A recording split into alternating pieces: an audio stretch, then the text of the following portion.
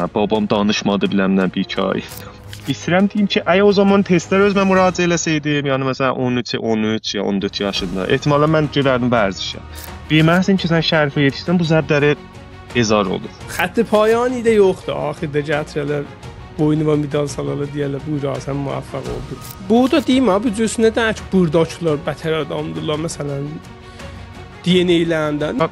Begol uşaqların biridir. Olursan Mr. Nobody-dir. Mən məsələn adam ki, istəyir qaçacaq gəlməyə.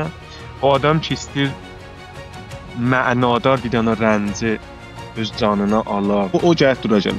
Və uşaq gedir müstəqim dərbi də ağaşa və bu cür girir bir dənə palçın içinə və hər zat okeydir. Fəza yaxşı deyil. Dəlil buna olmaz ki, biz naumid olaq və bu cins naumidən ki, heç iş görmüyor. Gördüm ki, baba nə düz təsmin tutmuşam. Mən işdə çox qabağa gəlib görmüşəm. Məsələn bir 5-6 nəfər yığışıblar, danışırlar, bunu neyniyək?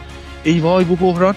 در حال که مثلا من هیچ ایران داشتم bu مثلا çox پیش پا افتاده و راحت میشه و راهکار که دیسن همه bir cür daxil deyil. Məsələn görürsən, filan kəs necəsən? Filan o öz ana dili ilə ondan bir xoşobeş eləmə, sənə bir dənə bir aramış verir.